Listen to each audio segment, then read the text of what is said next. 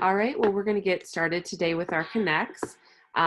So today we have Mar Hershenson, and she is passionate about soccer, but mostly about FC Barcelona. More than 20 years after immigrating to the US from Spain, she enjoys few things more than watching, I'm going to probably butcher this name, Blaugrana prevail in the close match with Real Madrid. As a co-founder and managing partner at Pear Ventures, she brings operational and technical expertise to the investment team. After earning a PhD in electrical engineering from Stanford University in 1999, she had developed a groundbreaking technique for optimizing the design of analog semiconductors. Having combined a hardware-software focus during her studies, she spent the next 13 years co-founding 3 startups in the mobile e-commerce enterprise software and semiconductor industries, work that led eventually to her registering 14 separate patents. Mar has been recognized by MIT Technology Review as a top innovator under 35, named a champion of innovation by Fast Company, including by EE Times, in its listing of the top 10 women in microelectronics, and awarded the Digital Automation Conference's Marie R. Pistilli Achievement Award. So Mar, I'm going to hand it over to you. Thanks for coming. Thank you so much. Thank you. I'm excited to be here with everybody. So I have a presentation around what it takes to take a company from what we call 0 to 1. There's always a 0 for a company. And what we call 1 is when it's ready to go out and raise a Series A, 10 million or more to scale the business. And I've been doing that for the last few years. I'm going to spend the next few slides shamelessly plugging Pear. So there's 5 slides about Pear, so you have a sense of what my firm does. And then, we'll move on what that journey looks like for founders. Okay. I want to say that the analogy of soccer is important to me. I love soccer. And this is a picture of our team. It's actually an old picture where there's more of us now, but every year we get on our uniform and we take a soccer picture. And we run the firm in the same way as a soccer team. If I have to play defense one day, but I'm really a midfielder, I'm going to do it because it's the best thing for my team. And that's, the culture that we try to instill in all the companies that we back. We have about 300 million under management, a little more. And we've been very lucky to have backed founders at day 0. All of these companies here are pretty large companies, over, billions in valuation or hundreds of millions. So we're just really, privileged to have been in that journey with them some of them when they were students. And our portfolio has raised over $5 billion, which sounds, almost, if you had told me 7 years ago when we started, I would have said no way, but it is possible in this business. We had our first IPO about 2 years ago, and there's me going there. It was so exciting. And this is what Pear is for all of you. We're very early stage. Most of us in the investment teams are hands-on former founders. So that means that we've all, bought the first computer for a company, and we're there. We know what it takes to do your first thing. We are sector agnostic. We have consumer companies, enterprise, biotech, deep tech, and even have semiconductor companies. We are very much US focused, although we've done a few companies in LATAM and a couple in Asia. And perhaps what people know us the most is because about 50% of our portfolio is companies started by students that have just graduated. We really believe in people finishing their degrees, so we're not here to not let people finish degrees. But it's an area that we're super comfortable with. I teach an entrepreneurship class at Stanford for the last few years. We're very involved in various universities. We just hired our first person for CMU, so that's pretty exciting. And every year we run an accelerator in the summer, mostly for student founders. That's been super exciting for us. Okay, and we have this terminology We help people go from pre-seed, which is the idea stage. We call that zero. So zero means there's a lot of engineers, I suspect, in the audience. There's this is the true zero, when there's just nothing really. Then there is what we call 0.5, which is when people are ready to go out there and raise a small seed, maybe 2 million or something. And then there's one, which is when they found truly product market fit and they're ready to go out and raise millions of dollars to scale. So we use this terminology internally and also for our companies. I'll tell them, hey, I think you've reached this milestone. And the rest of the talk, I'll talk in detail as to what does it mean to be at each stage. We help founders with product and growth, recruiting, fundraising, and networking. And I think this is at the early stage, the most important one. Somebody has the first thing a founder wants to do is find product market fit. Once they do, they have to build a team, and then they have to go and raise money. So it's pretty much common to any company in any vertical. So let's start with, now that I'm done pitching Pear, now let's start with the 0 to 1 journey. All right. The most important, I think, is, especially for the engineers in the room, is that the effort to go from 0 to 1 is infinitely larger than from 1 to 1,000, right? And it's even though this is a phase of the company where there may be 1, to 5 people in the company and not a lot of money, there's just a lot of work that goes on at these stages. And the question that I hear, or people say, is like, what are my chances? Like, if I start a company, will I make it, right? And I actually did a little bit of an exercise to figure out what are the chances of you building a very large company if you start a company today, okay? So I actually took data from the year 2012, because I have to give it enough time for actually companies to grow and reach large scale. So in 2012, people in the US started over 600,000 companies, all right? And about, a little bit under 5,000 of them raised seed money. This means they raised at least $1 million, okay? And about 1,000 of those raised a Series A. So out of the 600,000, about 0.2% end up raising a Series A. So to put it in perspective, I like sports analogies. If you were a hockey high school senior player, you have a higher chance of playing in the NHL than if you start a company today and you want to raise a Series A. But maybe that's not the metric that matters. The metric is, a lot of Series A companies don't make it. Maybe the metric is like, hey, how many of those companies will reach at least $1 billion in valuation? Okay, and it's about 22. So it's actually a very, very small number, 0.003% chance, which is 10 times harder than if you are playing basketball in high school and you want to play in the NBA. So that gives you a sense of how difficult it is to actually build some of these companies, right? It's not all bad news, because people keep starting companies, and I think we always think it doesn't apply to us. But there's almost a universal constant of how many of these companies get founded every year, okay? It's about 20 companies get founded every year that will end up being $1 billion company. This is just US, okay? And I say that my job is relatively simple. I have to find those 20 companies, and I think yours is also relatively simple. You have to be one of those 20 companies, right? And the truth is, they exist, so it's possible. And we've been lucky to be associated with various of those. This is a company that we funded in 2014. Should and were sophomores in computer science at Stanford when they first came and talked to us. And today they run this big company called Affinity, which has raised more than 50 million in capital. We wrote first a check in the first round of DoorDash, and they were also students in 2013. This is like their student house. You can see the picture. I think they were all cleaned up because they look like they just showered or something. But they actually are planning to go IPO this year. So those stories do happen, even though it's really, really hard. And we're lucky for us that founders think positively about it.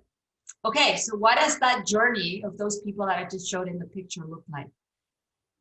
This is what a company looks like. There's a phase which I call the drunken walk. This was actually given to me by the CPO of Credit Karma. And in the drunken walk, you're really trying to figure out what you're building, and can you even find a customer that likes what you're building or wants to use what you're building. It's very emotional. There's a lots of ups and downs. Some people call them pivots.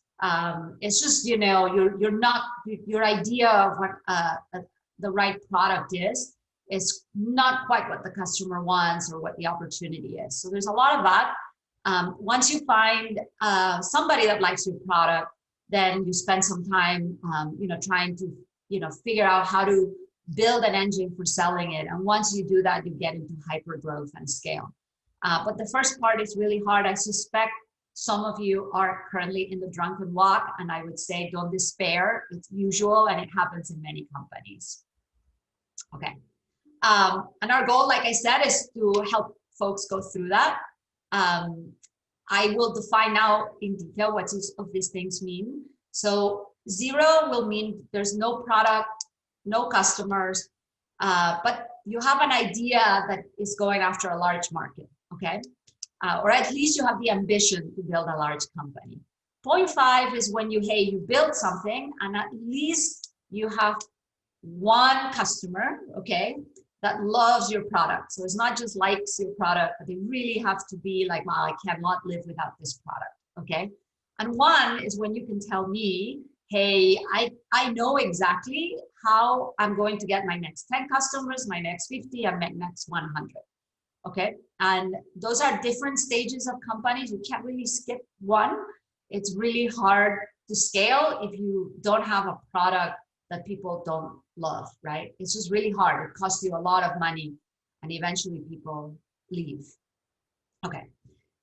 So there's 4 things to figure out at every stage, at 0, 0.5, and 1. If you're at 0, let's assume you're at 0, which means you still don't have a customer and you want to raise a small round, like a pre-seed round. There's 2 things you need to figure out, your market and your team, right? So market means, I would recommend that to every engineer in the room, is go out and really become an expert on whatever market you're working on. I think you're all capable of being as sophisticated as any analyst in Wall Street about a market. It just takes reading. And that allows you to, you know, have in mind, you know, how do I talk to investors? How do I position my company in the long run? How do I talk about this as being a big opportunity? And then team. I assume everybody starting a company here is amazing, but it's rare that a company is just one person. So it requires you figuring out who else you need to bring into the team.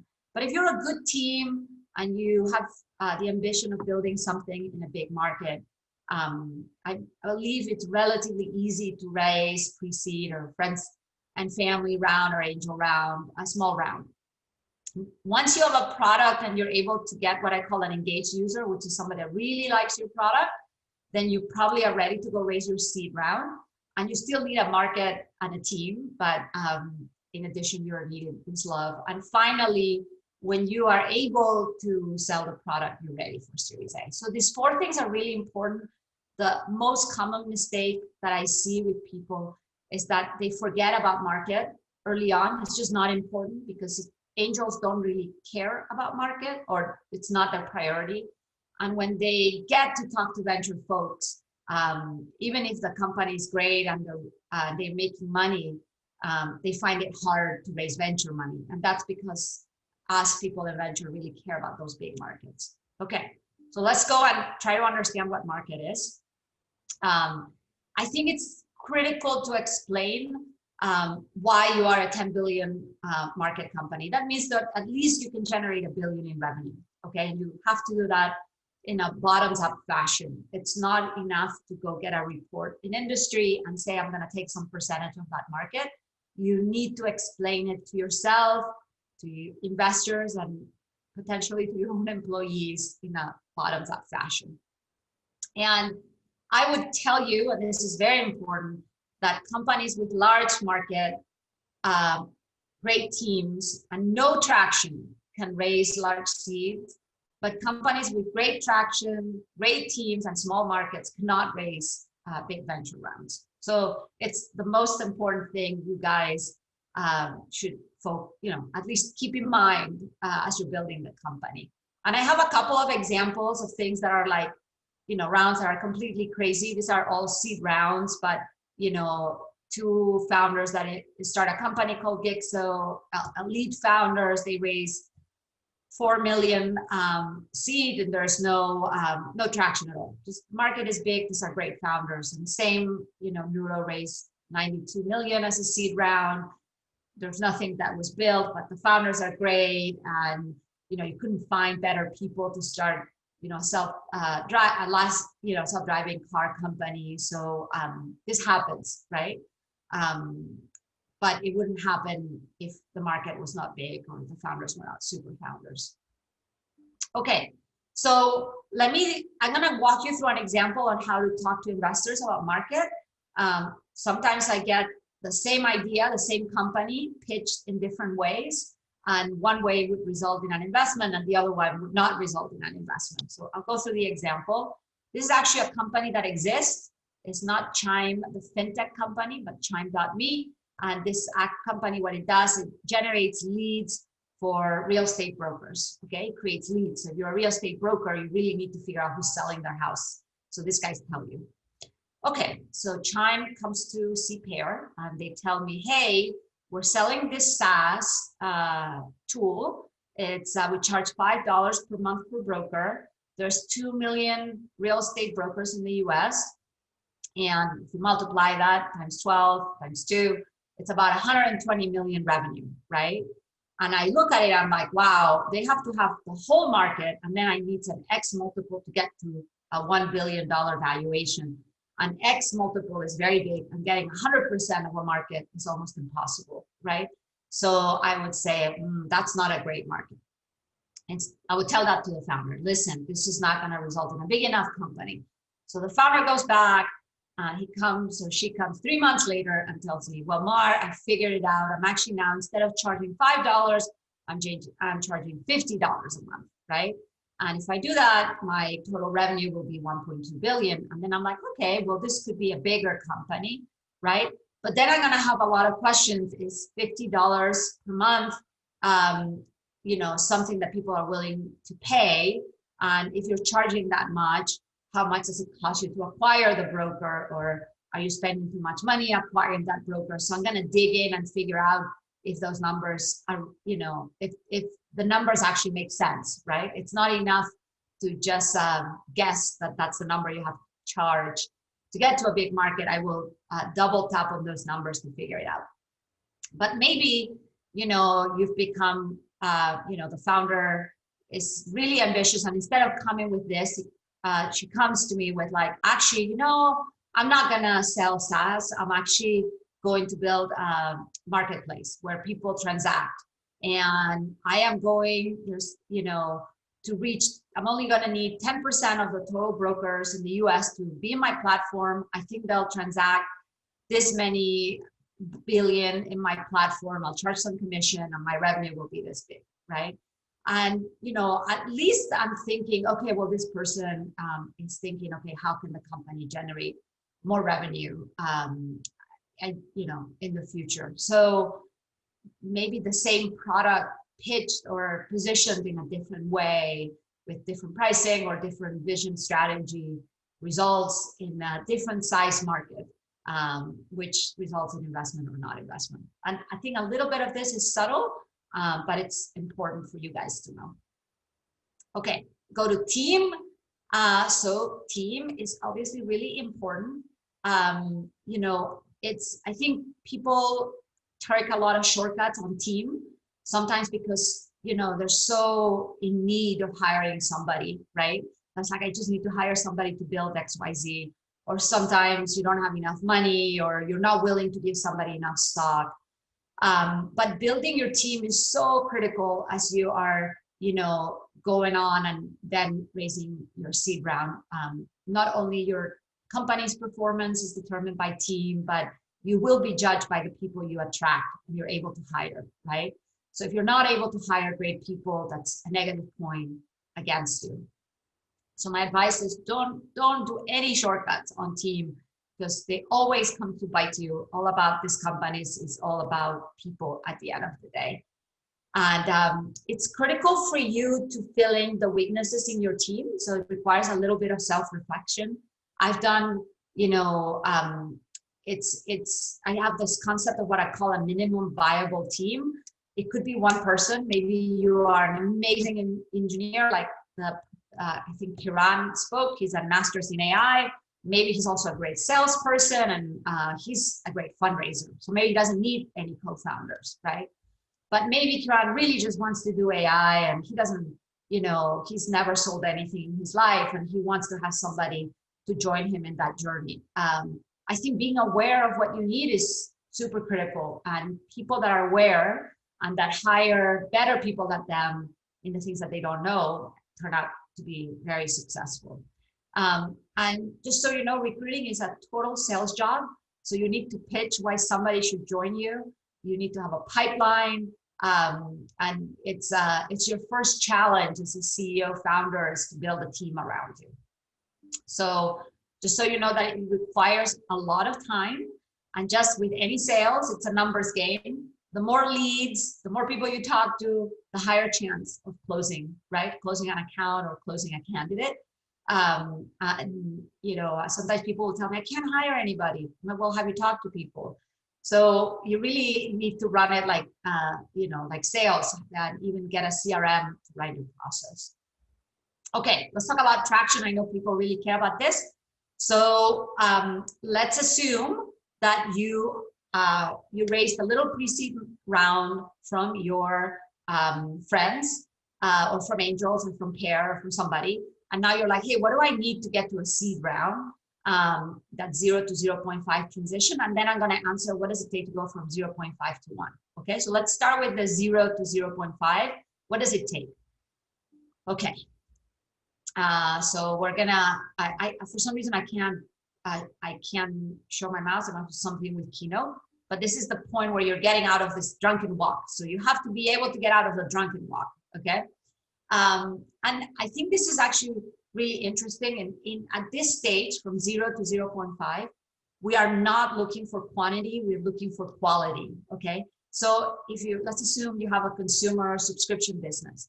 It's much better to have 1,000 users that have 60% 90-day retention, and that is growing organically, than to have 10,000 users that have 20% 90-day retention and that you've acquired using Facebook ads, right? So it's a little counterintuitive because people think the more revenue I have, the more users I have, the better. And it's not the case at this stage. It's actually the more less users you have, or the more, you know, kind of organic growth you have, the better, not just the more growth. This is an example from our pandemic. You know, this is a company called Clubhouse, and it's an extreme example. It's an outlier, but it gives you a sense. They were in beta. It's a consumer company that basically connects people in these rooms to have conversations, social app. They had less than 5,000 users, and they were able to raise, I think it was $10 or $12 million at $100 million valuation. So it was their first money. It was a seed. And why? Because the people were obsessed with it. People were like, they would spend hours a day on this app, right? So I think you want to, whatever you're doing, whether it's a B2C company or a B2B company, you really want to strive to generate this behavior where a few people can't live without your product. Okay, now if you're a consumer company, what counts is to have one, say, for example, POC that has converted into contract versus having 10 POCs, right? Because if you come to me and you say, I have 10 POCs, right? And people are really excited about getting more leads. It just tells me that people want your product or are willing to try your product, right? So there's need in the market. But I don't know yet if they really like your product. However, if at least I can talk to somebody that has used your product and is eager to pay for it and expand it into the company, then I know that there is, I can predict that more people will go through that transition. Okay, so this is the summary of the 0 to 0.5. You built an excellent product that a few people love, okay? They love it so much that they can't wait to tell their friends about it, right? Paul Graham has this sentence from YC, and I think it's a great sentence. It's better to have 100 people who love you than 1,000,000 who like you. And obviously, if you build a large company, you have to hit 1,000,000, but not at this stage. At this stage, you're looking for this super fanatic people about your product. And I think, you know, I have a few stories. I'm sure you've used some of this product. Google has been around for a long time. I was a student at Stanford when it was a Stanford site. And I just, you know, at the time there were other search engines. I, used Alta Vista. And I remember the first time my office mate told me, oh, you should try this Google thing. And when I tried it, I was like, oh my God, I'm never changing. This is amazing, right? And I know most of you probably were born with Google, but you know, it did used to be terrible before them. And it was clear they were going to be successful because, you know, everybody was using it on campus so much that every night the power would go out in our building because of their servers, which look really crappy in this picture. We're in the basement. But this type of reaction to a product happens many times. I think, I don't know if people have this maybe geared to other audiences, but if you've used the Peloton, first time you use it, you get it. Or if you're doing payroll with Gusto, this is one of our companies. Or if you drive, many folks that drive a Tesla, like my partner, it's like the before and after, right? Or an iPhone, the first time you use an iPhone. So there's I'm sure there are products in your life where the first time you use it, you're like, I'm never going back. And that should be your goal as a founder, to build that kind of experience for anybody that, you're trying to sell your product. Okay, it's important at this stage to have this kind of, hustler-like mentality. The product doesn't have to have thousands of features. I think a lot of people suffer from kind of this feature creep. They can't launch their product because it's not perfect. And when there's a real need, people want this, you want the product, right? Google wasn't perfect when it came out, but it was so good, and it covered a need that, you get it. So same with, DoorDash. It used to be called Palo Alto Delivery, but the founders just, figured out that if they had product market fit without building an app. They actually put a website. The website was one page, which was this, and they had a lot of links to PDFs. And if you actually wanted to place an order, you had to call a number, which was, I think, the founder's number. And then the founder would go and deliver your food, right? And I think they put it out on the third night. They just couldn't deliver enough orders because people were calling them all the time, right? So it gives you a sense of like, even without, spending 3 months building an app or making sure everything was ideal, it worked. This is like an old picture of Airbnb. It looks not super cool right now, but the founders, were not in in a fancy office drinking coconut water, building code. They were actually going into their listings and taking pictures. They were photographers, so because they figured out that their houses would sell more that way. So that's the mentality of a founder at this stage. You're going to do whatever it takes to get to that love for a product. Okay. There's many ways to measure love. It's at this point, it's a little bit qualitative. This, if any of you use this tool called Superhuman, I don't know. It's an email client that people, is like a cult. So much that people write things like, this tool saved my marriage, and I shall sacrifice my firstborn child for the cause. I saw that on Twitter.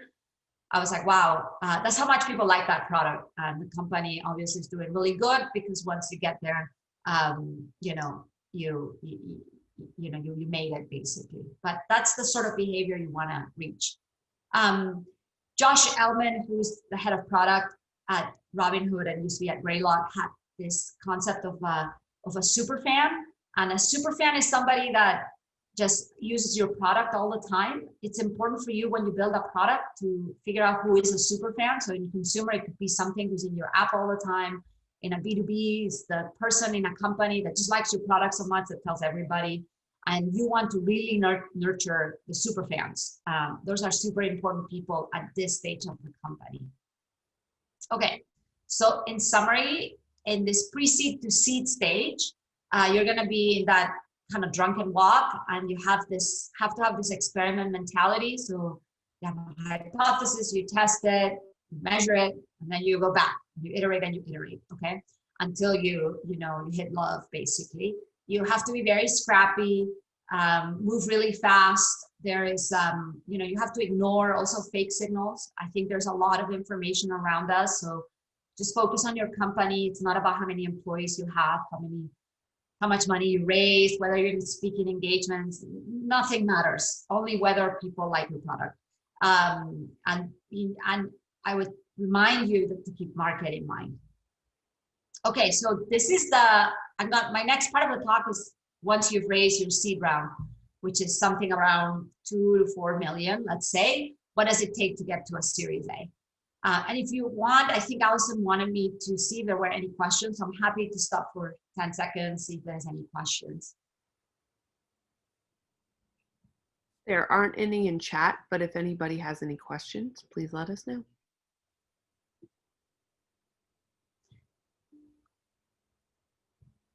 Okay, well, I'll keep going and then hopefully people have questions later.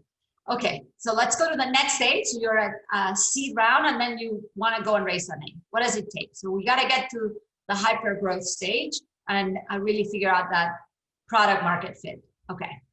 There is a lot of myths out on the street about what it takes to raise Series A. So I think if you look around, if you Google information on that, people have all these benchmarks. Like, you may have heard of like, hey, if I get to 1 million in ARR, then I'm ready to raise Series A. And that is not true. It's not true at all. It's not about your absolute revenue. It's about your growth engine and your scale. I'll give you a couple of examples. In consumer, this is a graph that shows how apps grow very quickly and then they go down. So when mobile apps were starting, all the venture folks were backing companies that were in the up, the positive slow region, and then they find out that they die really quickly. So it's not how fast you grow or how many users you have one day. It's going to be how many can you keep over time, right? That's the metric, and I'll go over it in detail. This is a graph from my friend Tomas at Redpoint, and he plotted the valuation in the x-axis, and I'm sorry the y-axis is not labeled, I noticed. That's the monthly revenue of the company in thousands of dollars. And you can see that the trend line is almost flat. So you would read that by saying that independently of how much revenue I am generating at the Series A stage, I will get value from something else, right? And it looks kind of crazy, to be honest. It looks kind of crazy that this is true, but I promise you it is true. And I see it all the time. Okay, so why is that the case, right?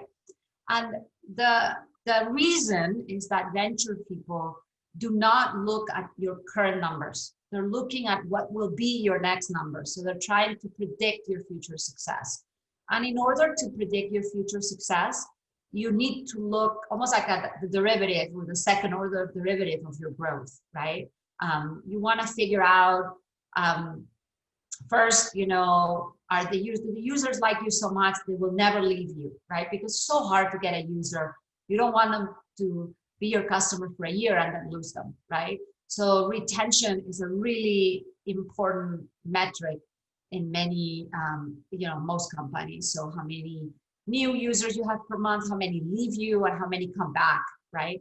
I could speak for an hour just about that box, but that's one box. The other one is unit economics. So, hey, you can always get a customer, but are you spending more money in getting that customer, or does that customer pay you more money, right? So that's also something very important. You could be at 1 million in revenue, but you could have spent 2 million to get that 1 million. That's probably not a great company, right? So we spend a lot of time looking at those metrics. And finally, you know, what does it take to 10x the revenue or 100x the revenue, right? If you're buying users, then the company needs a lot more capital. If the users are coming to you, that's called our organic growth, then you know, you need less money to grow. So if you are a company that has a few $100,000 in revenue versus say 2 million, but you have really good retention, really good unit economics, and a way to scale, you're going to raise Series A at a very good valuation, because those three things are really, really hard to do, right? And when founders only focus on the absolute amount of revenue, they don't build good companies. So it's a little counterintuitive, but I assure you this is the way it works. Okay, so when you raise Series A, it goes from being qualitative, like I love your product, I got all these quotes, to being quantitative.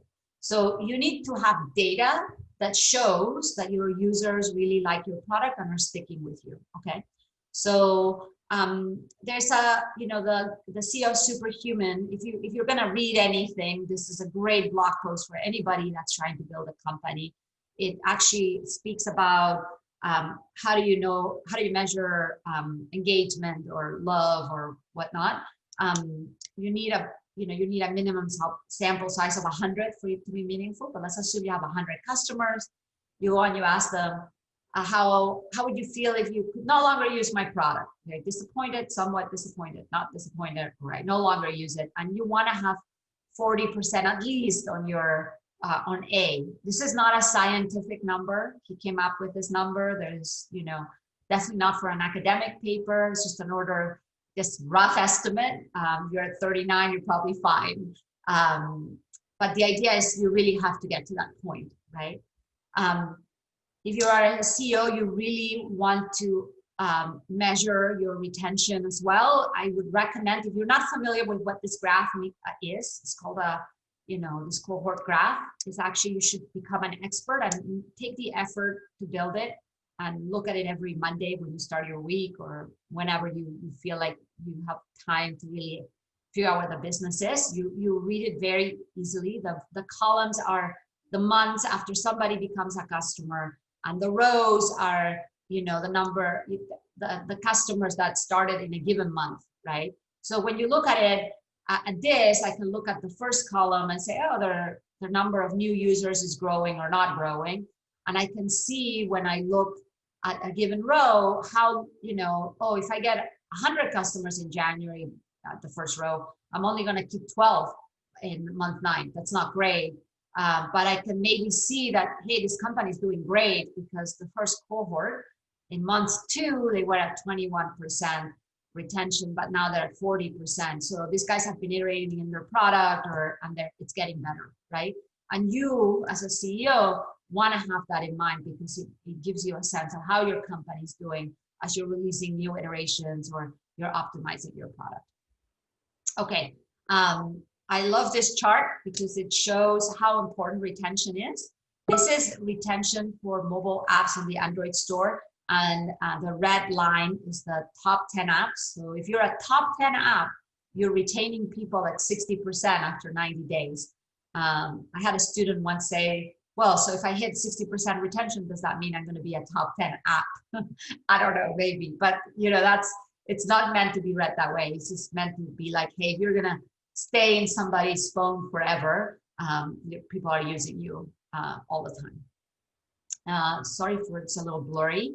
There's a great blog post if you're doing B2B companies in Medium. Social Capital now is not around, but has a great collection of posts on how to measure retention for both SaaS companies and consumer subscription companies.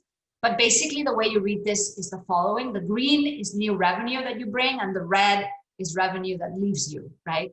So as you can tell, you could, you know, you're growing when the green is bigger than the red, right? And you could have a company that has huge growth, but a lot of red meaning a lot of people leaving you every day. That's not a good company.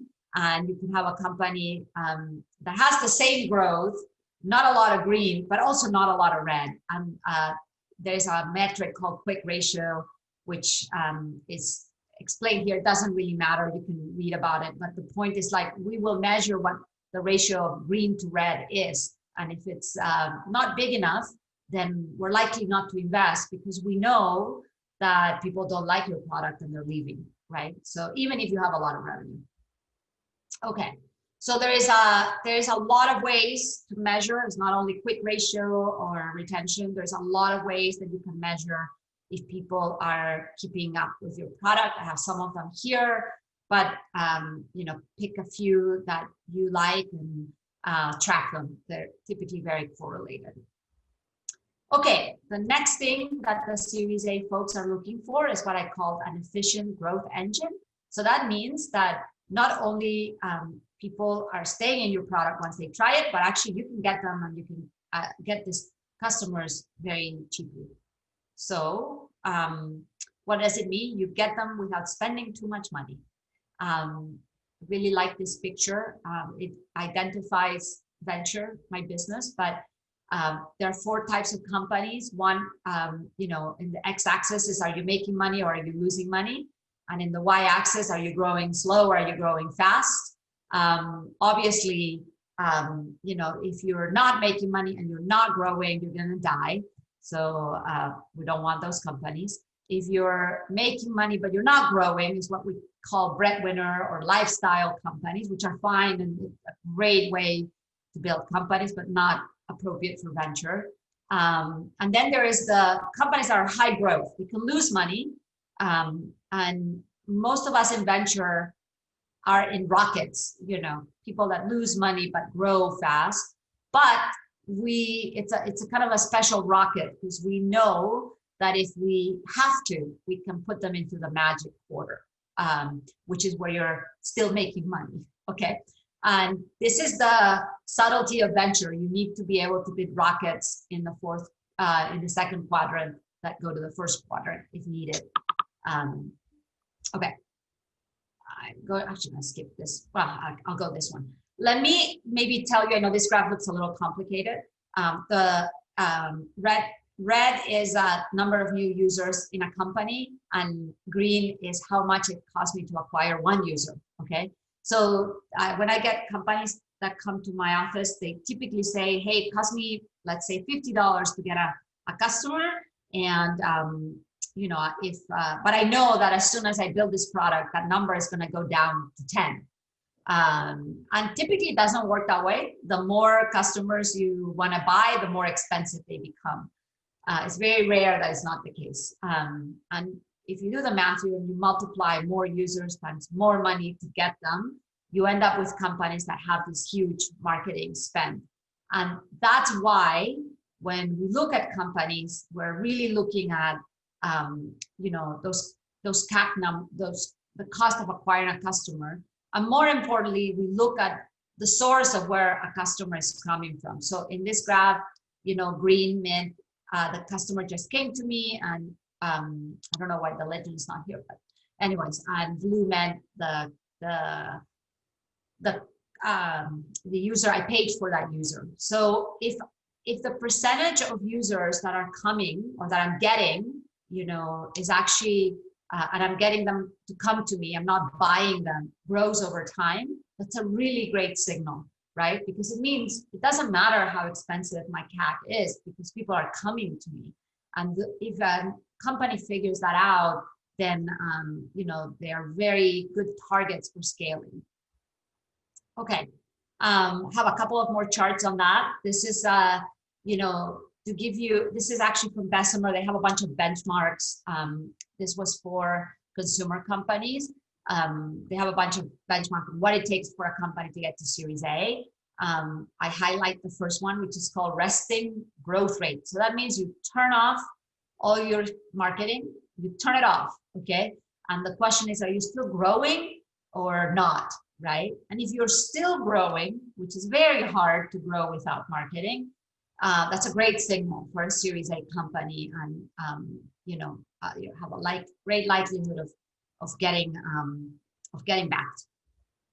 So if you are a seed company today and you want to get to a Series A, I would tell you to focus on growth quality rather than absolute growth. So figure out, how do you get people to come to your tool, service in an organic fashion. You want to measure everything. If it's important to pause whatever you're doing and invest in data analytics for your business, because if you can't measure it, you don't know what's going on. You want to avoid what I call fake growth. And fake growth is growth that you buy with venture money. So sales and marketing costs higher than engineering. And again, market now becomes super important when you go raise those Series A. Oops. So parting thoughts. I would say, like at the beginning, you saw that the odds are low, but they're not zero, right? So they actually exist. I think it's very important for founders to keep your eye on what really matters, especially these days. We're distracted with everything. We only hear about the good news of everybody on TechCrunch, and you shouldn't worry about that. You should worry about, the key metrics for your company. Remember that market is critical. So I talked about it at the beginning, and then I didn't talk much about it, but you guys should be experts in the market you're in. And traction is not enough, but market is enough sometimes. So I make all my companies set goals and write an operating plan, even if that is stage 0, because I believe you can measure almost anything. And we set goals for market, team, traction, we track them. And I think this is a really good way to run your business and, know where you're going, measure, and see where you are. And with that, I think that's my last slide. I'd say thank you so much. Feel free to reach out to me, Amar at pear.vc. And, if people have questions, I'll be happy to take any questions you may have. Yeah, so I have a question. So imagine you have this company at the very early stage, and they have a great team, they have a great market. What would you say would be the next step for them? Is it quickly getting traction, or are there other priorities? Well, if you have a great team and a great market, the first thing I would say, you probably want to go and build a product, right? The first thing, right? And there's many ways to build a product. You can start with, you don't build the ultimate product first. You start as, with the simplest product you can to test your market hypothesis, right?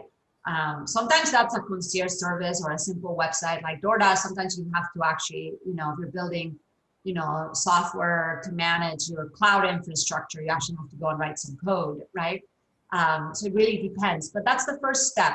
Sometimes you need money for that, right? You need money because you have to hire people, or you need money because, in fact, it's an effort to build the initial product, and then you go out and raise the money. And sometimes you don't need to raise money to do that. You could actually put something together, especially students, and get some initial signals from customers that they actually like your product. I see. Thank you very much. Yeah.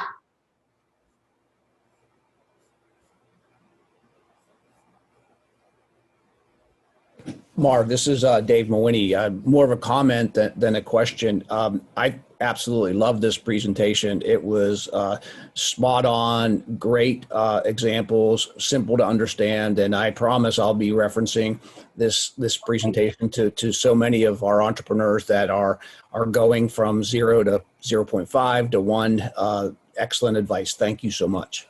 Oh, well, thank you, Dave. I appreciate it. I have a question. Yes. I wanted to know, at what point should we consider raising seed funding? Yes. So let me maybe back.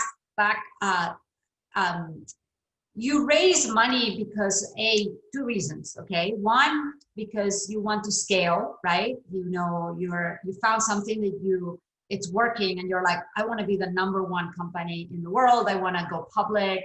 I want to be a brand that everybody knows. I need money to invest in sales and marketing. Okay, let's start the Series A folks. The people that raise money at seed and this is very expensive money because your valuation is much lower than when you raise that scale money. You raise it because you need it to prove that you've built a product that can scale, right? So you needed to either build your product that is hiring engineers or hiring a designer or whatnot, and getting your first few customers, right? All of that costs some money, right? And sometimes people can get, to Series A. It's rare, but it can happen without raising seed money because they're bootstrapping. It may take longer or whatnot. Or sometimes, your students and I don't know, students just seem to need less money to live than adults. I don't know. So that happens sometimes, but it's not the norm, right? So if my advice, and it goes against my business, is to wait until you need it to raise money, right? But when you need it, then there's a lot of sources for that money today. There's a lot of seed funds like ourselves, and there's a lot of angels where you could raise that seed money. I don't know if that answers your question, Isa. It does. Thank you so much. Yeah. Hi, Mar. This is Allison. I had a student contact me. They wanted to know your thoughts on robotic startups and any advice for them. Yeah, well, robotics has been, it's a very, I would say, sexy space right now, especially with the pandemic. Everyone thinks everything will be a robot and automated, and we won't have to talk to humans ever again. So there's a big demand, I believe, from the venture community on robotics. I think it's a space that, it's not like a software company. So, I mean, I guess you could have just software company for robotics, but typically they involve hardware. So it requires more capital, right? So I think that's where, being somebody from CMU that has been educated in one of the best place to study robotics is actually really important. People that do hardware companies investors that back hardware companies will want to see people that have experience also building hardware. As a whole, it's complicated as you know, but I would say the space is really hot, and people are eager to invest in it. And I don't know, I forget the name of the person who asked the question, but I can ask if you have more specifics. I'm happy to answer. We backed a few robotics companies. Okay. Do we have any other questions? Yes, I did have one question. So I was wondering, you've seen in your lifespan, you've seen in the venture capacity, you've seen people with software companies, and then you've also seen people with physical products. Yeah. In terms of generating money to fund the minimal viable product, what do you think is more feasible in terms of keeping a low budget business and also having that minimal viable product? You mean what type of company, Nikhil, or? Correct. Well, software is the easiest company, right? Type of company, because it doesn't cost, the cost of product of goods sold is zero, right? Right. It's zero. So there's very low risk, right? If you're building a physical product, not only costs you more to build the first one, but if you have to sell 100, if you want to sell 100, you need enough capital to buy those 100. So, there's that, what we call inventory risk, right? And, it's not just the capital you need, it's also a type of risk. Let's assume you build a software and there's some huge bug, right? And everything is not working. Well, you turn it off, and you go fix your bug and that's it. But let's assume you spend all this time building this robot and it's amazing, and you get it ready for manufacturing, you have your factory somewhere, maybe it's in the US, maybe it's not, but you have your factory and they produce the first units and, there was some horrible mistake and they don't work. Well, you're behind now a few months because you have to restart to get that product out, right? So the risk is higher. And I think investors, when we look at it, we're willing to take risks, right? It's more of like, what's the return on that risk? So if the physical product is such that if it's successful, it will be a huge market, then people will be willing to take the risk. Some people. Yeah. I see. Thank you. Yeah.